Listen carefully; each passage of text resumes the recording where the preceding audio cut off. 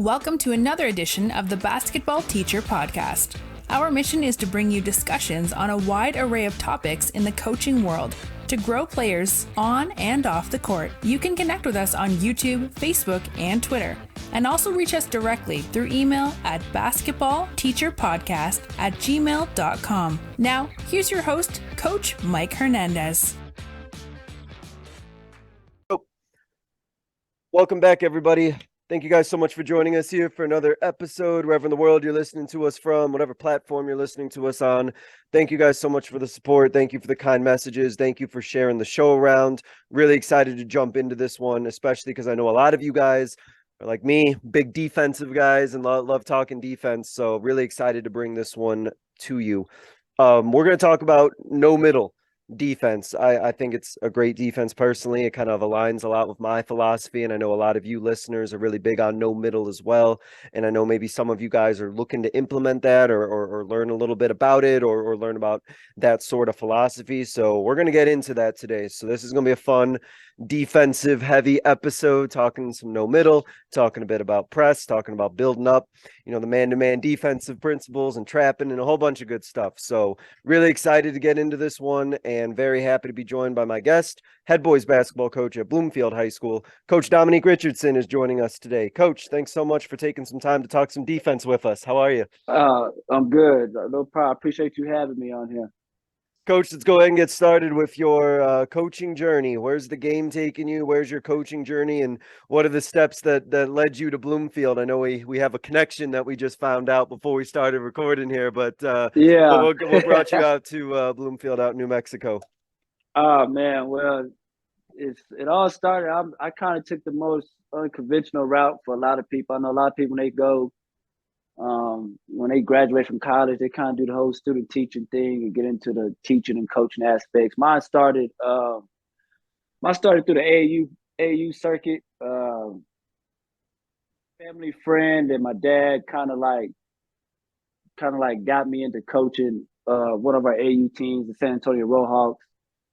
At the time, they were sixth graders, and they needed a coach for the weekend, and I coached them. And at first, I really didn't want to be a coach, but then one weekend turned into two weekends turned into a whole summer, and then I was with them for the next, all the way up to their junior year of high school, and then I ended up with the sixth grade middle school coaching job that led me to a freshman coaching job at an Antonian College Prep.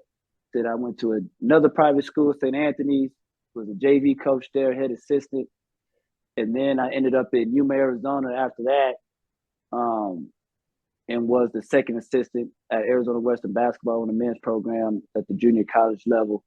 And I thought I wanted to be a college coach. That's why I went out there. And then a coaching opportunity came up in Newcomb, New Mexico, which is on the Navajo reservation on the New Mexico side. And at first I was like, no, I can't live out there. And then once they told me, there's housing for you, they help you get your teacher certification and they'll pay you as a full-time salary teacher, I literally left the day after Labor Day. And I was there first stint, I was there for 2 years, and then I left and took a college job at St. Mary's University, where I played at in San Antonio, Texas, Division II school. Left there for a year, came back to Newcomb for another 3. And I left Newcomb to go down to Corpus Christi and coach at Corpus Christi West Oso for 2 years. And now I'm back here at Bloomfield, working with probably one of the top athletic directors in New Mexico, in my opinion, Ben Tensei, who was my AD when I was at Newcomb. And, it's kind of a blessing because I get to do what I love, coach basketball, at the same time be a dad. I got a 11-month-old daughter that was born here that I get to see often. And great. I'm not 15 hours away. I'm literally 35 minutes away from her. So I get to see her as much as I can, as well as enjoy doing what I got a good passion for now, is coaching basketball. So I'm excited about this year because I'm at a football well-known school, and I want to try to make it a football and basketball school. So I'm Yeah. excited for the challenge I got coming up. Now that's awesome, and you are well traveled. That's for sure. Yes, I am. You Yeah, got the whole Southwest like locked in here. for You've seen sure. it all out there in the desert Southwest. Let Yeah. me ask you, because because you just talked about your journey, and I think that you have a unique experience that a lot of coaches listening might not be aware of or might not know a lot about. I'm fortunate enough that I do have some experience in this regard, but I wanted to ask you about what was your experience like coaching and being on the reservation? What was new to you? Did anything like take you aback? Was there like a learning curve? What was that experience? Because I know it's very unique, and that's not one that many people get to experience. Well, just when you drive out there, I mean, it's pretty much not a lot. There's a lot of land. Houses are very scattered. Um, the beautiful part about that I enjoy that a lot of people tell me is just literally just go outside when it's nighttime and just go out there and check. If you see, the light poles and everything, that lets you know there's houses around there.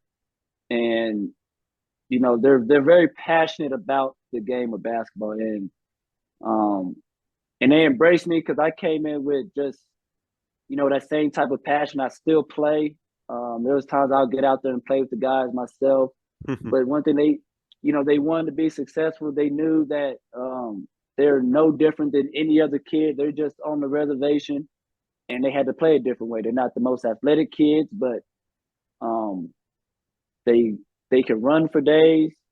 They dribble a ball all the time, and they can shoot. And I I got to be able to help them, teach them the IQ of the game. Hmm. I didn't have a guy. We went to the state championship game in 2019. I didn't have a guy over 6'1", but we had this heart over height mentality that I embraced because as being a short point guard, everybody tried to post me up all through my life. But Right. I literally taught them how to make sure nobody tried to back them down and just play with a chip on your shoulder. And and they finally realized like they're the same 15 to 18-year-old kids. We play teams from Albuquerque. They're the same age. They go to high school just like you do. They put their shoes on just like you do. They like the same type of music like you do. Y'all just live um, in different areas of the state that Yeah. you have to you just worry about what you can do and play with confidence. And it's fun. One thing I would say, like if you've never been game on the reservation, you have to go because every game, no matter the team's record, the gym is crowded. Yes. And Yeah. there's people. The varsity game can start at 7 o'clock. People lined up at 3:30 before school's out. They want to make sure they get their seat, and they'll sit through all the freshman game, the JV game, and have a great seat for the varsity game. And it was great. I enjoyed it a lot. The crazy part is the school that I left, Newcomb, I played them this year down there, which I did not want to do, but it's on the schedule. So it's Yeah. gonna be a very exciting game, and hopefully that gym is just as crowded so these kids can experience it. But I enjoyed my time. Those are probably the best years so far of me coaching was living on the reservation, getting to know the culture, and just seeing how passionate the players and the crowd was every single day during basketball season. It was pretty amazing. Yeah, yeah. The that term "res ball" is a term of endearment with that style of play and the Yes. culture and Yes. everything. And I mean, I know here in Arizona, the some of the just the how big some of those gyms are too, and how just Right. packed and how loud. It's a whole Oh different man. environment. It's really I t- cool. I tell you right now, Chin Lee High School can probably host U of A and Arizona State. And I think they did. Chin Lee and Window Rock got two gyms that are like coliseums. Like they're Yeah. just they can host a state tournament in their gyms. Like they're just amazing. But and that just goes back to because they know that's a passionate Yep. fan base, a passionate area. I mean, people come from New Mexico to go to Chin Lee, Arizona to watch games, and ain't even at Window Rock all the time. So Hmm. it's very different. Like I said, like well, I didn't know the whole res ball term But then when I saw it, I said, "Oh, y'all just play up tempo. That's what we Yeah. call it in Texas. Y'all call it res ball. We call it up tempo. So but when you say res ball, like I can say, hey, okay, hey, don't worry about the play. Just play some res ball, and then them kids just like eyes get big, and next thing you know, they going on a 20-year run, and You it's just just look up very and what happens. exactly, Yeah. exactly. Yeah, that's awesome. Before we get also into talking a little bit of defense, I did want you to mention. I know that you talk about you have a lot of experience with guard heavy teams and not having a Yeah. lot of size necessarily. So, what sort of offense? I know the answer to this question, but what sort of offensive action do you like to run? Like what do you kind of Oh do to kind man, of make that work when you have those guard heavy teams? man. So I just right now I'm even though I'm a Tar Heel fan and a Longhorn fan at heart, I'm a Jay Wright fan. I've watched plenty of Jay Wright 4 out 1 in clips. Just one good tool, and I'll say this for all coaches at the high school level: if you're able to get it, is to get Synergy.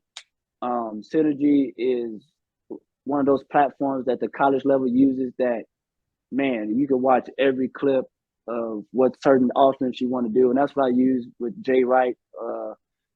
With his 4 out 1 in, just to get the freedom of my guys. I'm one of those coaches. I don't like having a lot of sets, because I know in these days everything's recorded, and then at the same time, people they come to your games, they watch, scout, and they hear your play calls. Like I don't like to be scouted. So I Yeah. just I just felt like what Jay Wright does in that 4 out 1 in. I just that's what I go to, and it helps me teach kids that back screen, down screen, do flares. You getting denied cut back door, just the flow, make it, and it helps the ball going left to right. And I'm big on that. I don't like the ball to be stagnant. We can swing that ball sideline to sideline to get the defense shifted. We can get a lot of things accomplished, and a lot of gaps can open up. And that's what and that's why how I was in high school. I mean, we had one set we ran, but my coach, high school coach, Mike Wacker, used to just teach us, and then come to go back to it was more like 4 out offense because we didn't have a big man. Sometimes it was 5 out. Yeah. Sometimes we did have a 5'10" guy that he can't really do nothing on the perimeter, but he could score around the basket. So he was just one of those. People call it the dunk alley now or the dunk spot. I just put him in the short corner, and stuff like that. So, the only time I actually had big men was when I played at St. Mary's. But even since now my coaching, I've always had just guard heavy teams, and that's what I go back to. And then I just play off of that. Like, of course, that's our main offense, or like sets. Or like, we might run a set out of a timeout, and if we don't get what we like, they know we're going into 4 out 1 in or 5 out, and we just try and keep the court spread and get the defense to make a mistake, or if we see a gap, take it. And I'm big on driving kick, so I probably wear out our shooting machines. I'll make sure all our kids can be confident and shoot the ball, because we're going to drive and kick and make the defense close out on us, and then we'll play off of that. And so but I like the idea about kind of what you mentioned about just being unpredictable or unscoutable, right, and so not yeah, you get, and I think that, and you can speak to it too, probably gives your players feel like they got a lot of freedom, and they got a lot of like that they can kind of have that freedom to be players and like and make the best decision they can.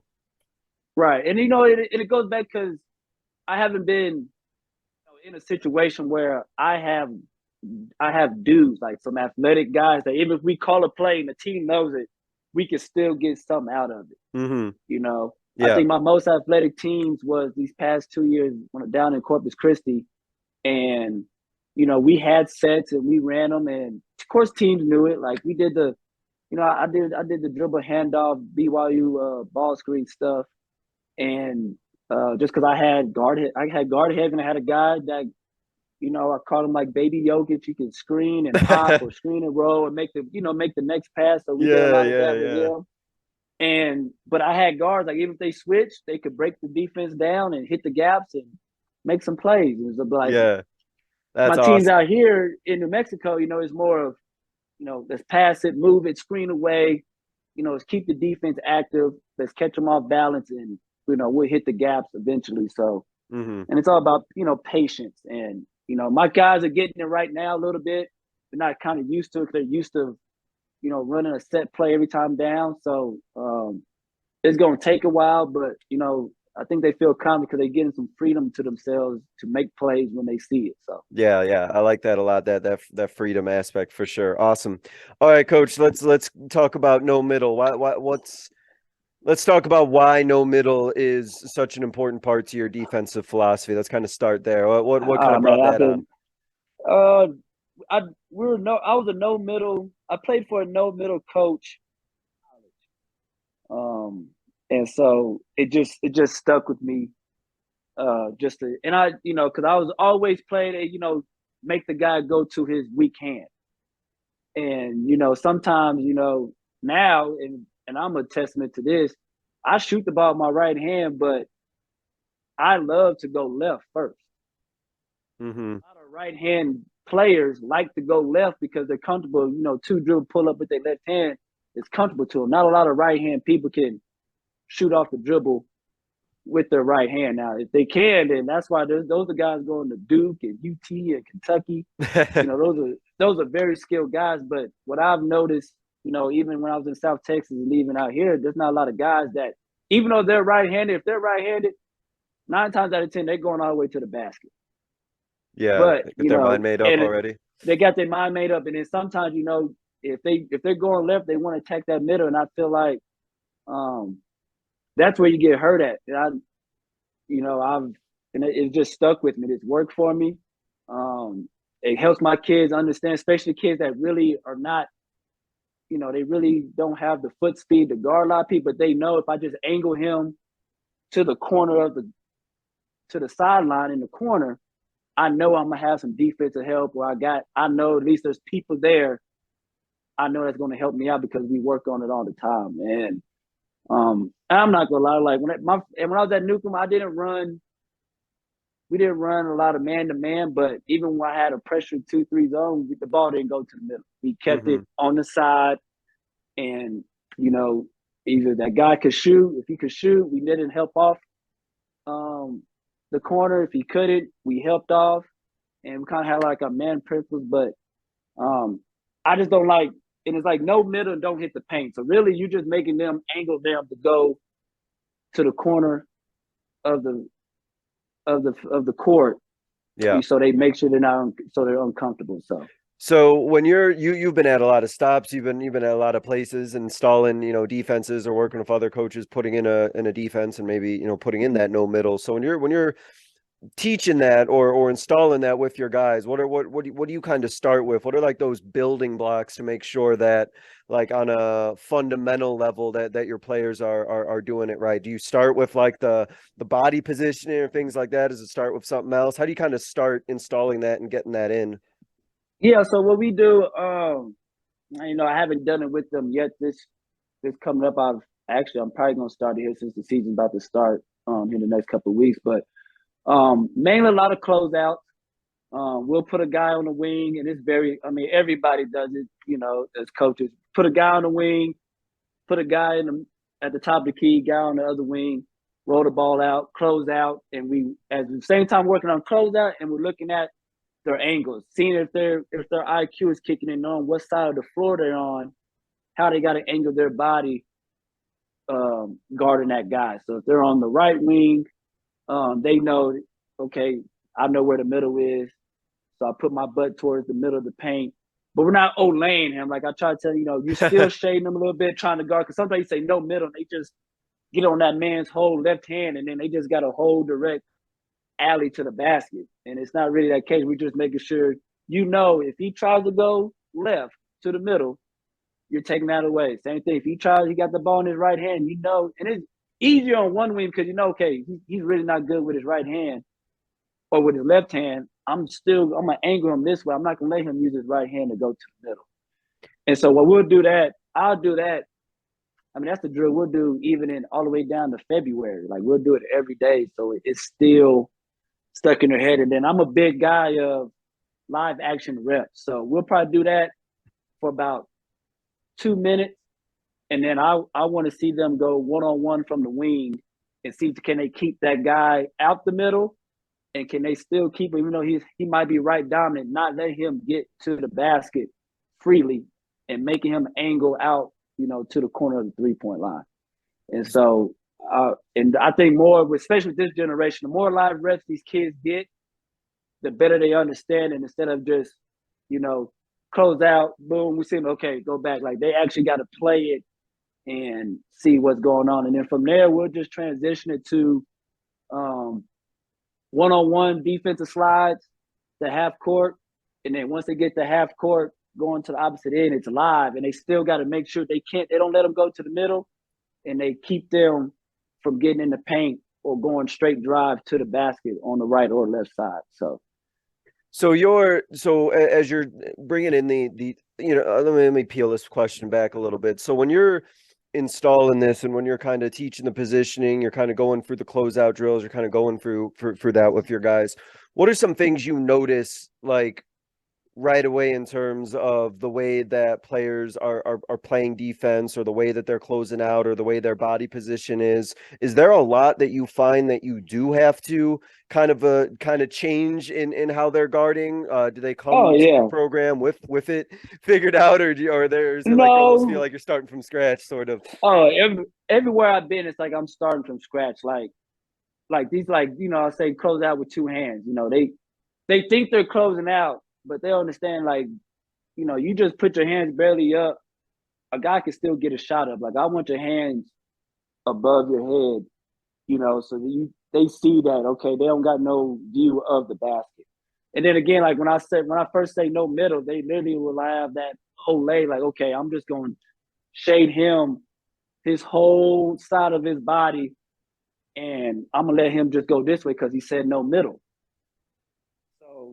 It's just little stuff like that, and the foot placement, and then sometimes kids just don't understand it because they're not used to it. They're just used to, okay, we're just playing head up, I'm just worried about my man and just keep them in front. But they're not understanding like the whole team defensive concept of we don't want the ball to go to the middle at all, period, because that's what can hurt you if that ball gets to the middle of the floor. And and honestly, sometimes I just let it play out, and then once that session of practice is over, then I'll go back and I'll review and I'll fix the mistakes of what's going on, and then we'll do it again to see if they correct themselves. And a lot of times they correct themselves, and like I said, sometimes it takes until January because they're not used to doing it, and at the same time with the game reps, they're not confident in themselves.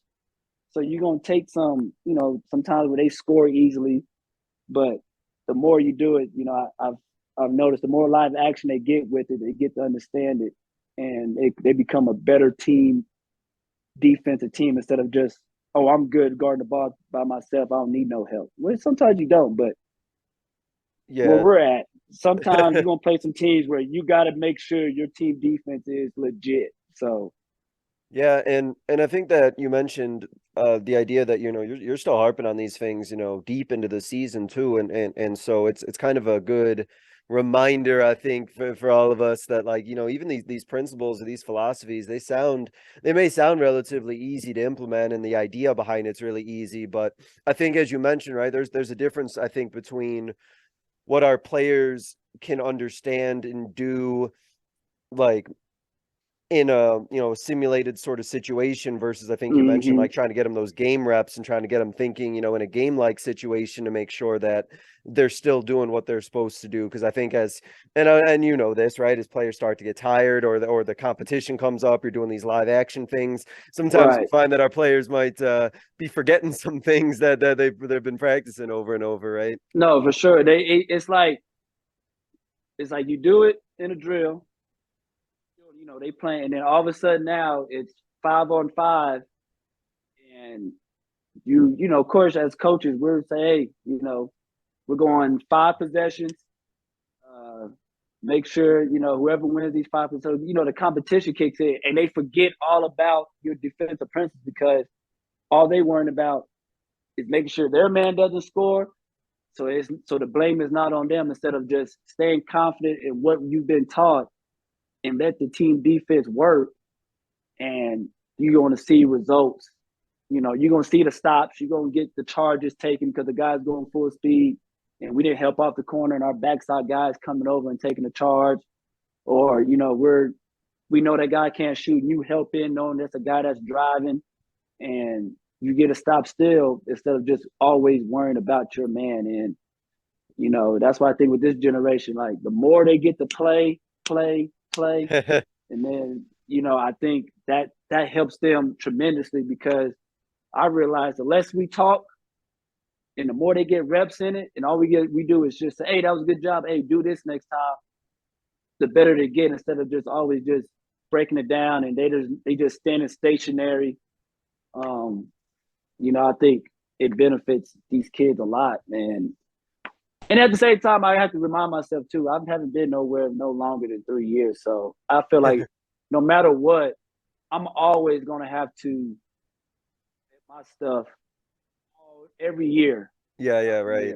Until I'm there established, and then, the middle school program's up, they understand what we're trying to do. And I think this is a good place for man. That's why I'm excited about it, because I know I can grow old here, and everything I'm trying to implement will carry down from the junior high coaches. They can start it down there and have a lot of success here at Bloomfield, not just on the football field, but on the basketball court too. Let me pick your brain on this, because I know that one of the things I know I've struggled with in the past, and still struggle now, and I'm probably not the only one, is I think we get players sometimes who maybe get a little bit confused on man to man, or you talk about no middle, and they get to the mentality that it's every man for themselves, like it's one-on-one, and not realizing or not really fully having it click that man-to-man defense is still a team defense philosophy. Yes. So is there anything that you've done or had experience with in the past that have helped that sink in with players, that they understand that man-to-man is a team defense still? Yeah,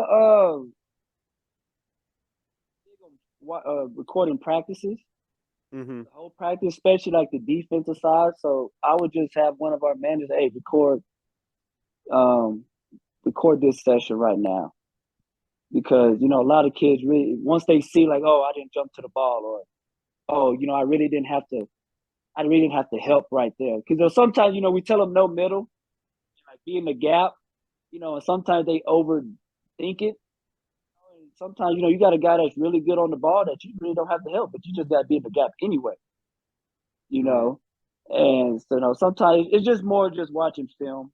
That's one thing I've seen that's benefited. The more they see themselves, the more you can break it down to them and see it. Because sometimes, in real motion, they think oh yeah, I was there. But see it on film, they're okay, I wasn't there. I felt like I was there, but I wasn't there. And so, those film sections are very important. And like I said, it's not really got to be hey, we're going to watch film. Since I record on my phone, I can send it to them. Hey, watch yourself right here. Yeah. And then text me back and let me know what you think you're supposed to do. Were you supposed to stay on your man there, or were you supposed to help? Yeah, and I think that it could, just as another benefit, probably just save you as a coach so much time from you don't have to, you just talked about, right, not talking so much in practice. And I think if you have it filmed, you don't have to spend all this time explaining what happened. You could just say hey, it's on film, trust me, if you don't believe me or whatever, you can see it, but just keep on going. You don't have to explain for 5 minutes what it is you just saw and what it is that just happened. It was filmed, right? Say it, and then you can just kind of move on and let them keep playing, and have them go look at it later to see what you were talking about. Exactly. And then exactly. And it doesn't lie, right? Film won't lie. Yeah, the eye in the sky doesn't lie. That's what one of my coaches used to tell me all the time. The eye in the sky doesn't lie. Yeah. So, perfect. The more you see yourself, the more you see yourself, the more you can give yourself a very good personal evaluation of, was I there? How can I fix that? Now I understand what coach is talking about. And then at the same time too, it's just understanding where's the middle. You just ask a simple question like that. where's the middle right now? As you're guarding the ball, where's the middle? Yeah. They think the middle is like going towards the corner. No, the middle is like the paint. So once they get that IQ of where's the paint, like where's my body to the paint, then they understand. They're like, okay, I know where the middle is now. Yeah.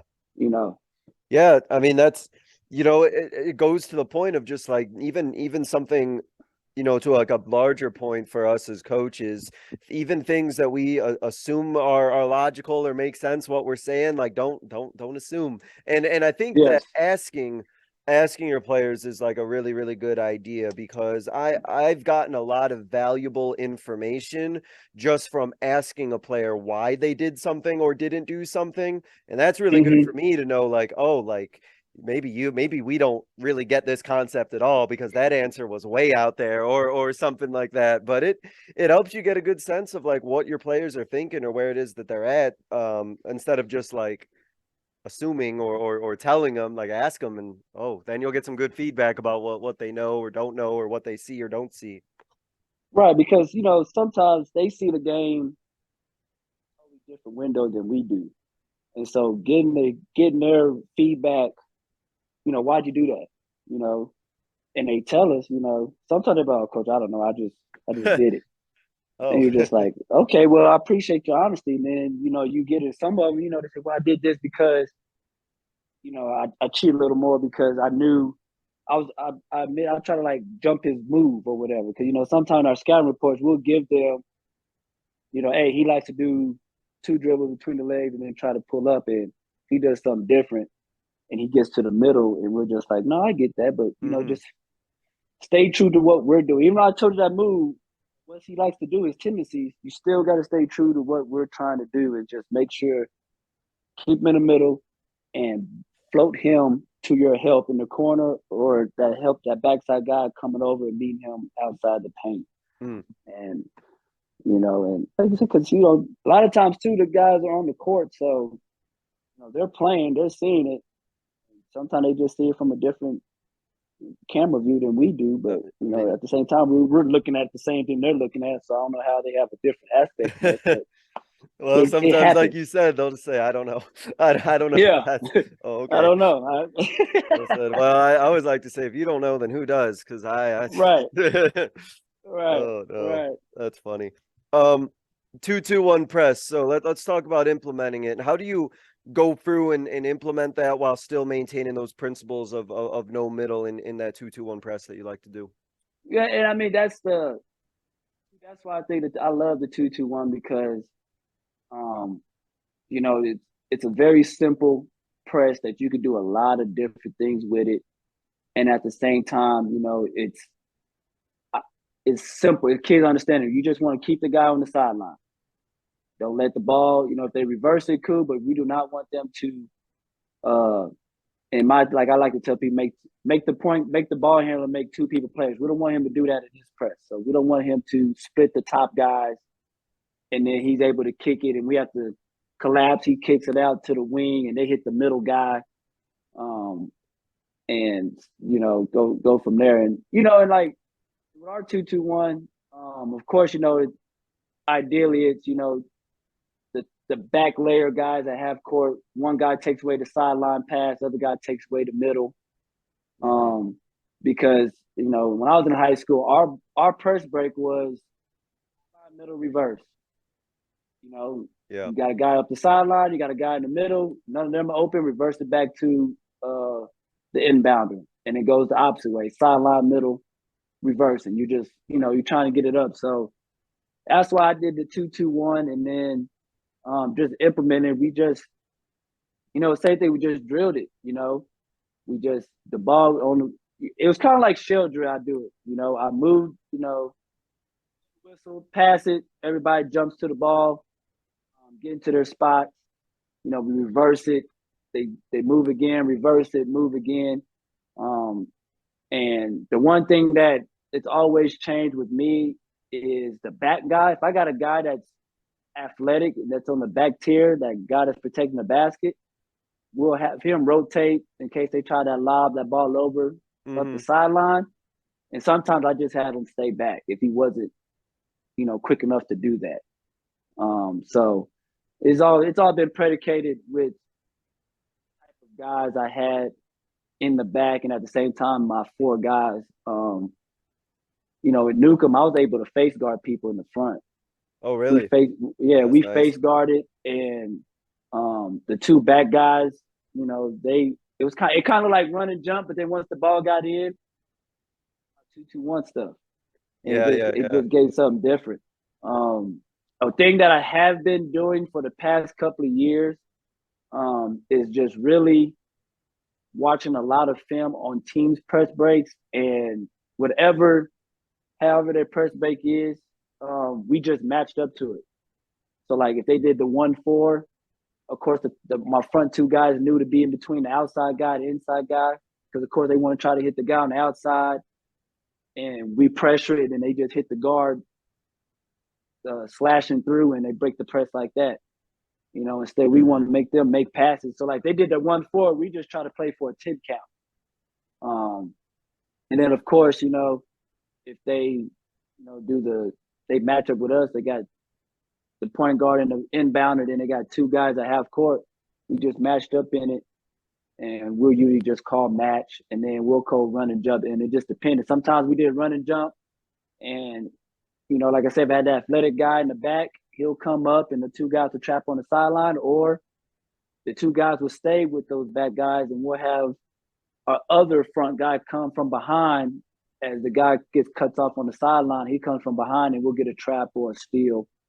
And one thing I have seen that I think a lot of teams are doing it now. And a lot of teams did it to us while I was in Corpus, but now they're going with a three-man front and just leaving, and then they're trying to hit the wing and then try to throw a diagonal, thinking, okay, that opposite guy at half court, he has to take the middle away, so we're just going to stay back and swing the ball one way, throw a diagonal over him, and break the press like that. So there it started off as a 2-2-1, but we made sure they threw it back to the inbounder. And then we made our 2-2-1 kind of matchup with them, make it look like a kind of a 1-2-2 look. And we just played for a 10 count off of that. So the 2-2-1, it's a very special, you can do a lot of stuff with it. I love it. Sometimes we just be in a 2-2-1, make them make a couple passes and fall back in a 2-3 when you got a big guy that really not a man-to-man guy, and just helps you fall back and you stay, pressuring the ball. I know, like, as somebody who's done with the 2-2-1, it's to me, and I think that for a lot of who run that, you really got to have those people up top who really get after it, and you really need, because I've seen it, like, where players, like, they're just relentless. Though some of those girls that are up on the top, and that's really what makes it go. And I'm sure you've been in the situation too. Sometimes, like, a lot of people who do a 2-2-1 will tell you, like, you might get beat the first few times or first couple times, but man, I've seen teams, and I've been fortunate to see it a couple times, like, stick with it, and you can really wear some people out, just even if they know what they need to do to break it, like, just have to continually have to make that decision accurately every single time. Like, it pays off. I love it. Like you said, it's real versatile too. Like, it's really versatile. Yes, very versatile. Yes, it's just can be able to just exchange and mix things up with it. And like you said, it is very, in kids' terms these days, annoying to play against, because, everybody likes the diamond. Everybody does the 1-2-1-1. Everybody does the 1-2-2 3/4. But you don't see a lot of people doing 2-2-1. And really, that to my coaches last year, we did a lot of 2-2-1 3/4, because we don't see that a lot. You don't see you don't see a 3/4 2-2-1, and now you can literally let them throw that ball to a wing and then go trap it and rotate out of that, and sometimes, or just stay in it. And they think, okay, we can run zone offense in it, but you really can't, because you don't have a guy on the ball pressuring. The opposite guy is going to take the middle. The next back tier guy, he's gonna be kind of in the middle too, but taking the backside, the ball side guy on the wing, take that away. And then, like you say, if you got a mobile guy in the back, go cheat out time to the corner. So it kind of looks like a 1-2-2 at times. And it gets confusing because you're running zone stuff, but we're really just, it's kind of just like a junk zone in the 3/4 court, and you just got to move the ball. But some teams, by time, and it sucks because shot clock, so they can move the ball as many times they want, and then when they finally understand it, hopefully by that time they're tired and they put up a bad shot because it just, it took them forever to get a shot up. So Yeah, yeah. I mean, I like you mentioned, and to me, you're kind of preaching my language. I just love how like many, just like I said, different things a 2-2-1 can even just like look like, or I love the idea of setting it up at like 3/4 too, and all the different mm-hmm. like variations and things that you can do there. And yeah, like we both mentioned, like I just love like, just make that other team always have to make the right decision, always have to be like in the right spot, always have to make the right pass, and it pays off. Yeah. I'm big on that as well. And And I one think go and ahead. another thing that also helps with, man, is just when you're up, it's one of those presses that it just helps clock, helps you run clock. Knowing you're up 5 or 6 points late in the game, and you don't got to put a lot of pressure on, but you're making them make a couple ball reversals, and that clock is still running. Yep. It's just one of those presses that it just, you're so where you see two there, you see two in the bag. It's not like, oh, trapping me. He's gonna take the inbound away or the middle. I got some option to throw it back. It's no, we're making you pass it, and as you're taking your time passing through this press, we're letting that clock run because the time is in our favor, and we're trying to get out here with a win. And you're seeing that through the whole game, so that hurts a team scoring percentage, shooting percentage. Teams that like to be up tempo, as soon as they try to get the ball in quick, we're up on them, breaking the flow of things, and it's Yeah. been very beneficial. I love it. Like it don't matter if I got the slowest team, I'm still gonna run it because I can make sure, hey, that we're letting them play our tempo, make them make a couple passes, all right, and we'll be good because Yeah. we know Yeah. the style we want to play. We want to stop them from their style.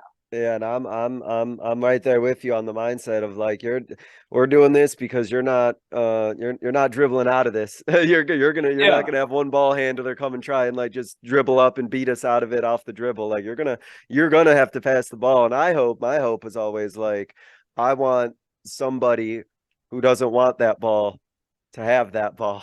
I want it in yeah, that and person's hand. I'll find him. We'll find him and we'll make sure they get that ball. Yeah. because I have the same mindset because when I played, I was that guy that would dribble through the press. Oh It yeah. was It's the first always instinct, diamond I think. presses. Yeah.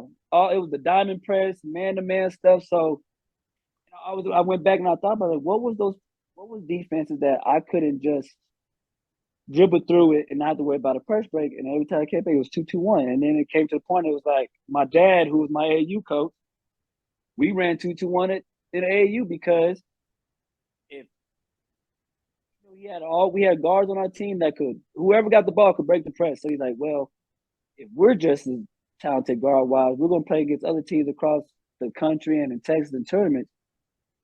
We got to find a defense that we know that we could contain them, and we found out we could contain them with a 2-2-1 because they got to use their other teammates, and some teammates, some of these AU teams and high school teams, they only got one or two ball handlers, so Mm-hmm. you get it out their hands and let some other people dribble up the floor.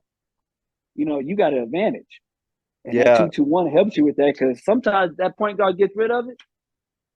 You can call match or whatever, and then we can just face guard the point guard and make somebody else bring the ball up that's not comfortable bringing it up.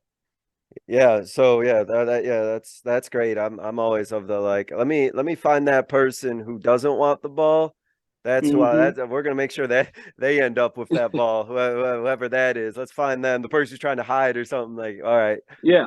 that's who we're going for. Yeah, for sure. Yeah. That's awesome.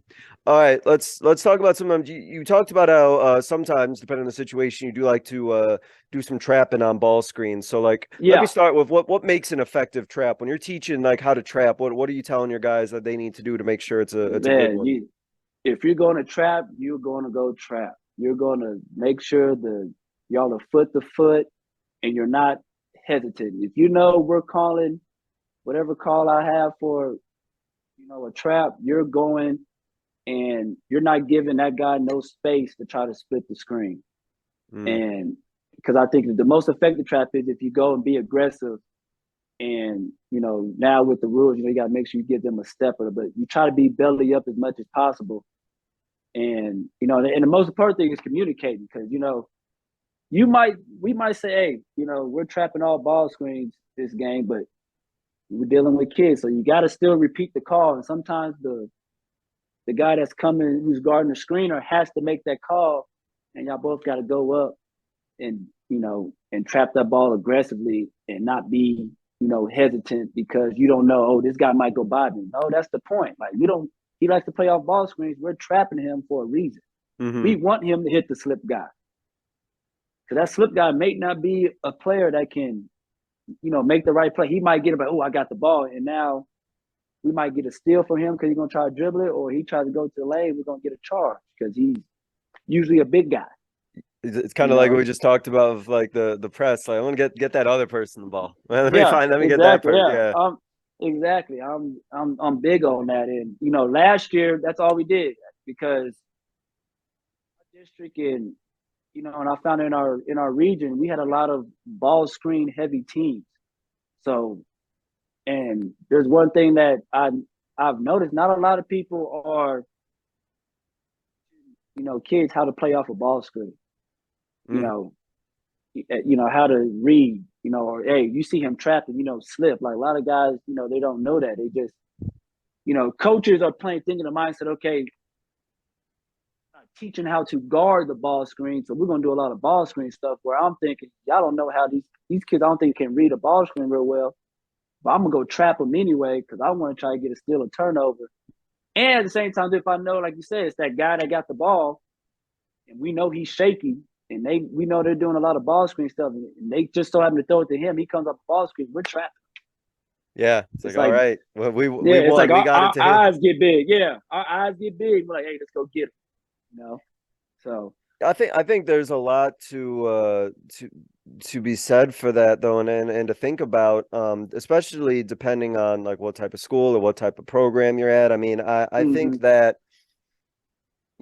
there's always going to be, I mean, I guess thinking logically, if you're playing defense and there's five, you're guarding up against five guys, there's got to be that one out of that five who's going to have to be the one who is the one you want to make sure that person has the ball. There's got to be that one player trying to get the ball out of their hand, and then there's probably other players like you're fine if they have the ball in their hand. right, I think that's a good way to kind right. of go about thinking about that sort of thing, is like who do we want to have the ball in their offense. Like we know when the ball gets here, their offense is completely out of whack because that ball should never be at this person at that particular point, sort of thing.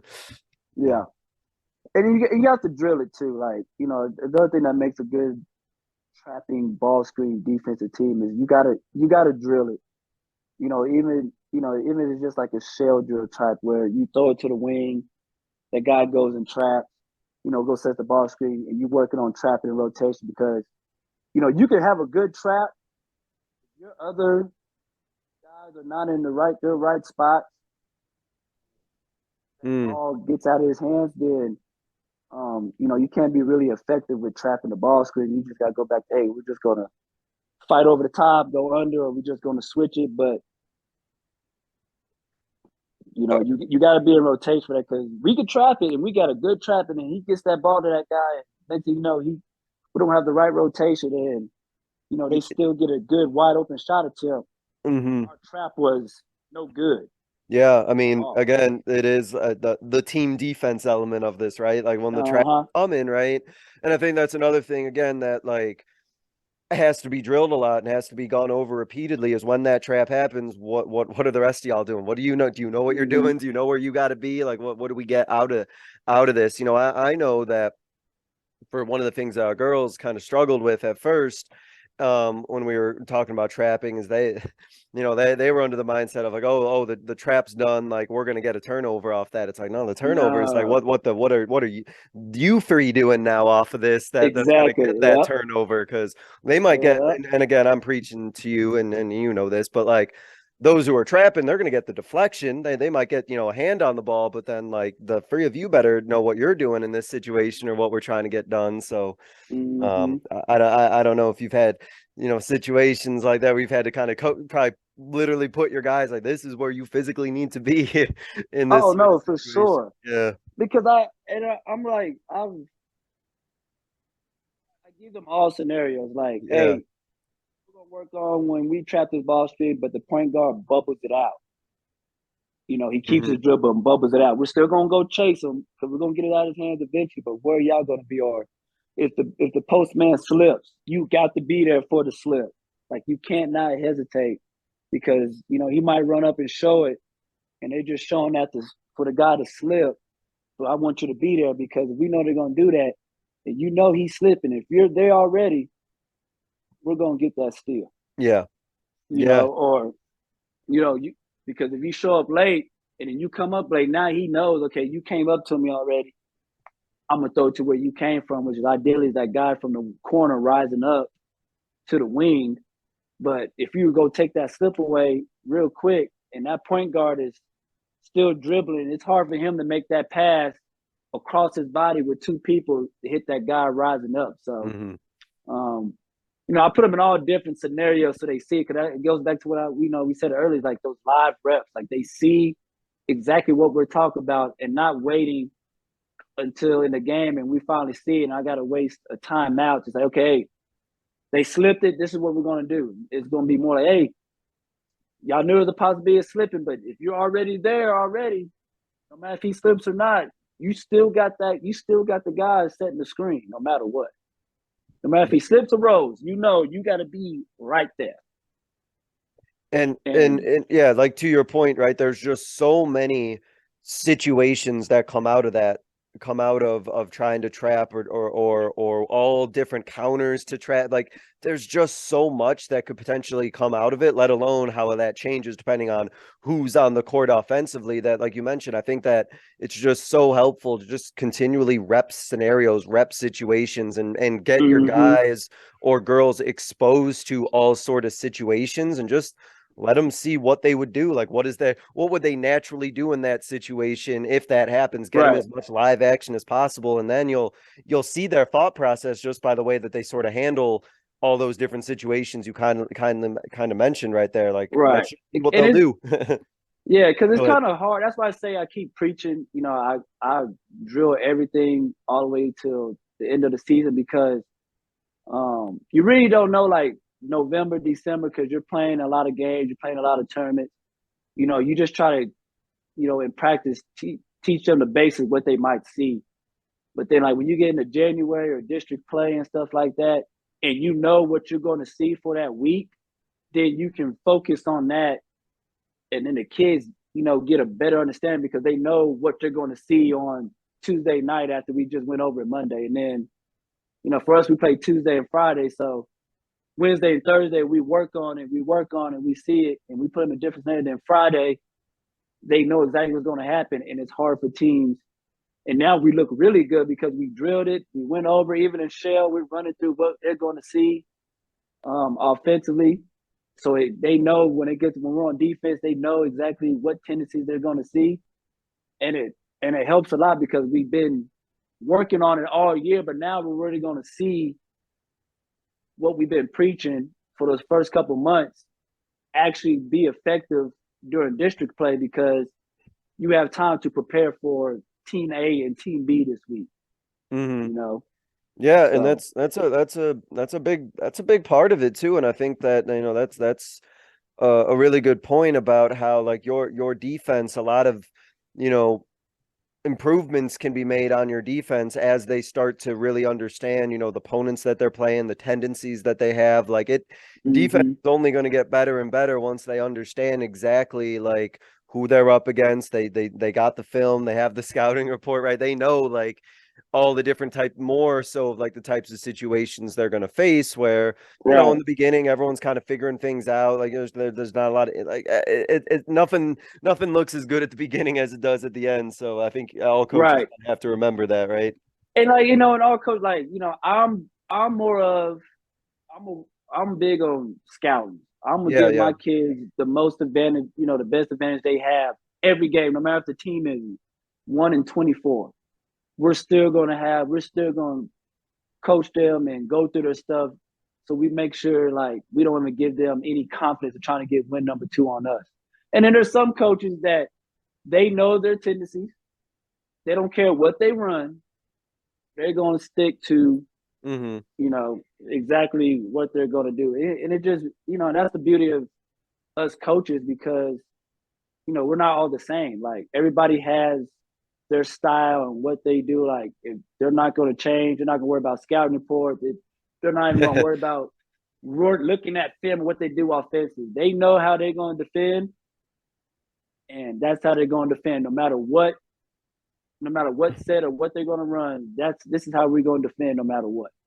And for some So teams and for some players, that might be what they need. They might not be able to handle like all this information. They might, you know, some players might start overthinking a bunch of things. Who knows? Like right, you know, and some right, are just like, hey, we're gonna stick to this script and this is what we're gonna be. And so you don't got to worry about everything else because this is what you know, yeah, we're gonna do our thing first. yeah. And you know, like I said, that like it don't matter my most talented teams to the teams that really weren't good. I still coached them the same way and made sure they had, you know, the best advantage coming in. If they knew a kid, you know, if a kid couldn't shoot, we knew we're gonna give him a couple of feet and play for the drive. They knew if the Mm-hmm. kid can't shoot, we're gonna make sure if they set screen for him, we're riding the hip to make sure they don't get a wide open three or even a look, you know, a shot attempt up. So Yeah. there's some teams, you know, no matter what, they're shooting a gap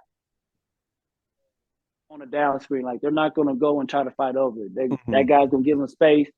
They're going up that way, or you know, the pack line. Like you know, I'm a fan of the pack line too, but I've been doing no middle all my life. It's like I'm just not gonna let you go to the middle. Like Yeah. Yeah. I'm not.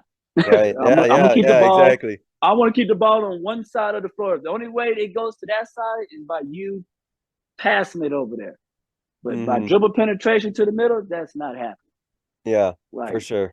if No. if 35 of your 50 shots of the game came from one side of the floor, I am happy. Mm-hmm. Because I know we did our job and you had to either shoot over 2 people because we contested or it was a lot of corner jump shots. Right. And so, and you know, it doesn't happen. You get some of those teams, but you know, you try to tell your kids, hey, let's try to get 3 stops in a row. Mm. You get 3 Yeah. I stops in like a that row, you know, philosophy. at least 4 or 5 times in a game, we got a good chance of winning. Yep. You know, so Yeah, that's a good way to put it. No, I like I've heard that a yeah, lot, and I think that's something that I think it holds true. I think the probably statistics probably bear that out. That's you know you get a few stops in a row, like you can do that a few different times throughout the course of a game. Get 3 in a row, 3 in a row, 3 in a row. Shoot, that's mm-hmm. gonna add up pretty quickly. No, that's And good. it helps too because it's a lot of you know in practice we do first team to get 3 stops. Yeah, I like that. So now it's like you tell them, hey, we gotta get 3 stops in a row. Now it's pretty much your 5 on the court, even though you had them, you know, split up between teams in practice. Now it's your 5 on the court that are like your guys, and now they're motivated. Like, okay, yeah, let's get 3 stops. Let's get Mm-hmm. 3 stops and go score. Or no matter what, made or miss, you're still getting stops. Yep. Because eventually we're going to score, but if you keep playing defense, we're going to be in the game no matter what. And I love the idea that I know some coaches have of like you know putting points up on the board during practice for those defensive stops, like and having you know Mm-hmm. having things like that. That's cool. Yeah. Before we hit our concluding segment, I just wanted to ask in general about is there anything that you go over talk about with your guys or say to your guys just to get them excited or take pride in defense? Is it one of those things where it's like if you don't, you're gonna be sitting next to me on the bench, or is there anything more that you do to try and get them like up and ready and excited to really buy into play hard-nosed defense? You know, of course I always tell them, you know, to play for me, you got to defend and rebound. I say that every day. But then, you know, sometimes I would literally just, we'll do king of the court. Mm-hmm. Because, king of the court is one-on-one, and, that's kind of like a pride thing. Like, I try, and I also tell, hey, y'all get in groups that y'all know people are going to challenge y'all, and we're going to go king of the court.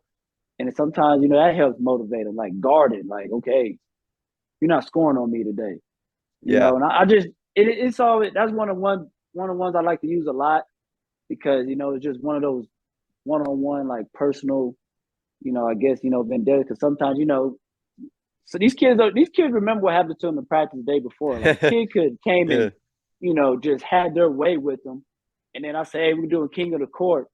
And you'll see some of those kids that, he hit 3 threes on me tomorrow. Yesterday, I'm guarding him today. So it's like one of those things that kind of gets them motivated. And then, of course, I do 4-on-4 a lot, get 3 stops.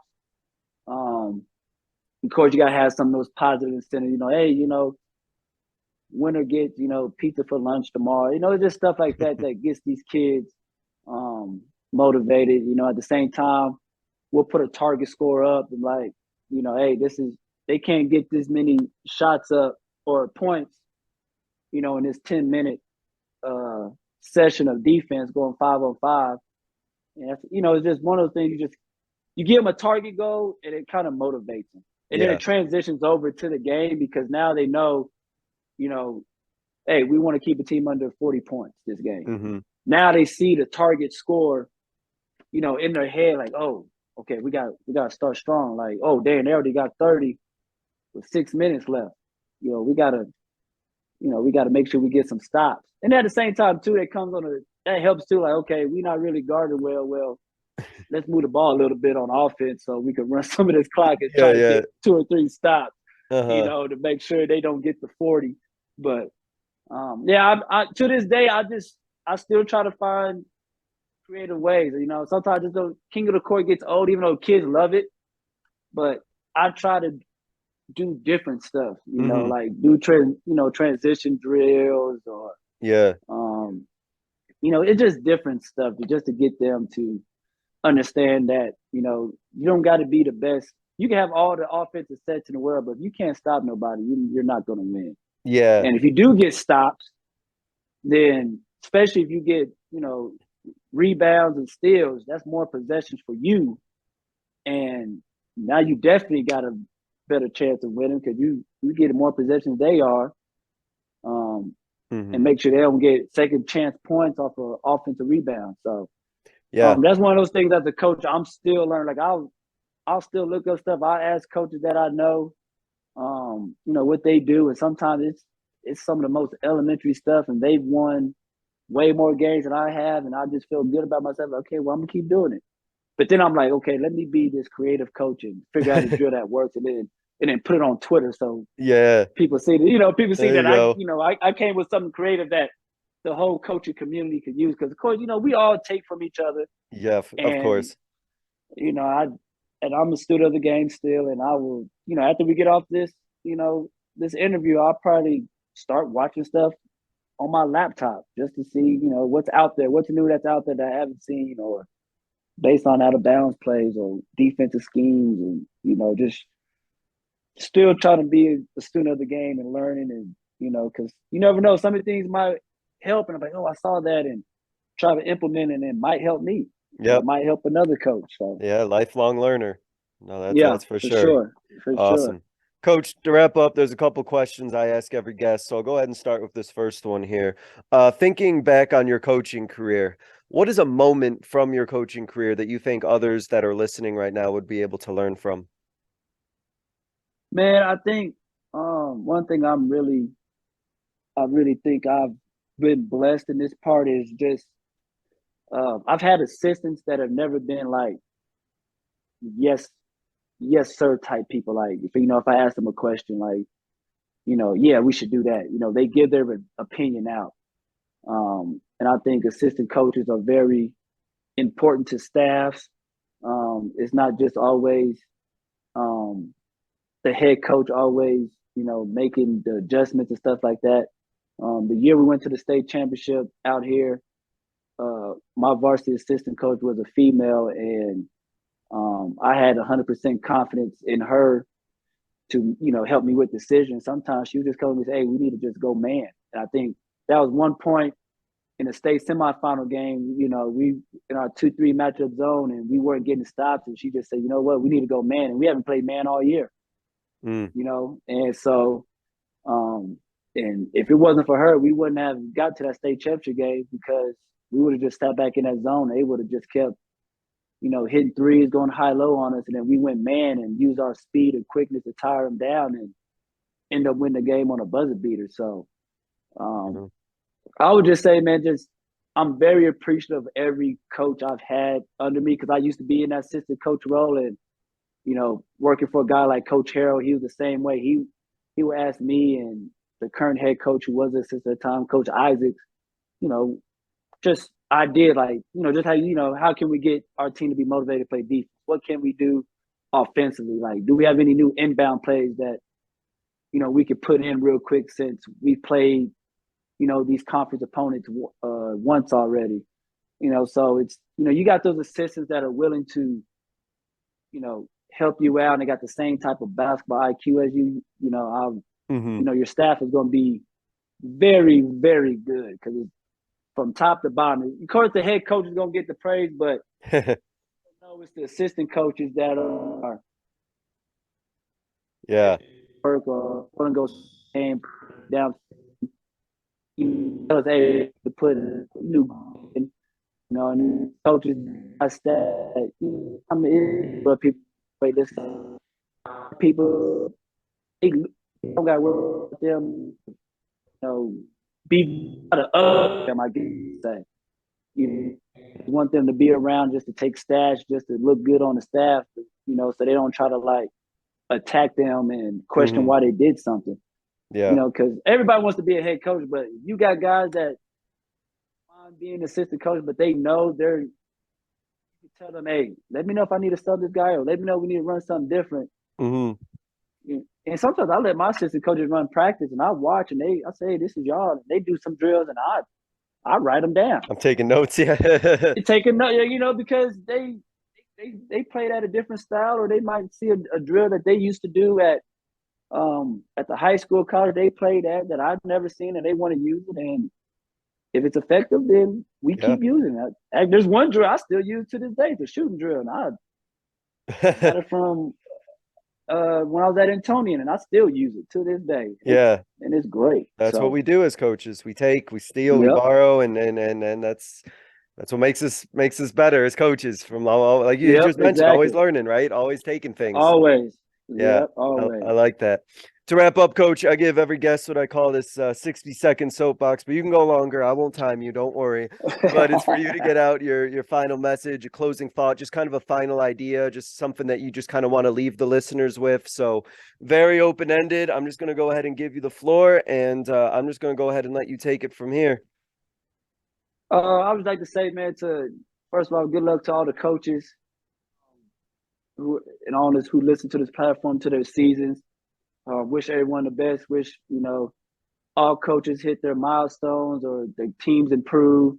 At the same time, have a, injury-free, safe, healthy season on top of that. And at the same time, we're in a tough spot. I'm sure, especially my New Mexico coaches, we're in one of those states that we got a lot of fans that are passionate. And, we're losing a lot of coaches to this profession. I'll just say, just stay confident, block out all the noise, believe in your system, believe in what you think is going to help your program win. Just stay, just stay the course, don't get down on yourself and want to get out of this profession because at the same time, we're helping these student athletes become young men and women. So, we're trying to help them get prepared for the real world. And, without us, us coaches, a lot of these kids, they might not have the best role models in their life. And we're that person they can look up to. And, if they see us being confident, coming up, beat all the time to practice and work, they're going to have that same mindset. So, we just got to keep pushing at the same time, get a lot of our younger adults into coaching.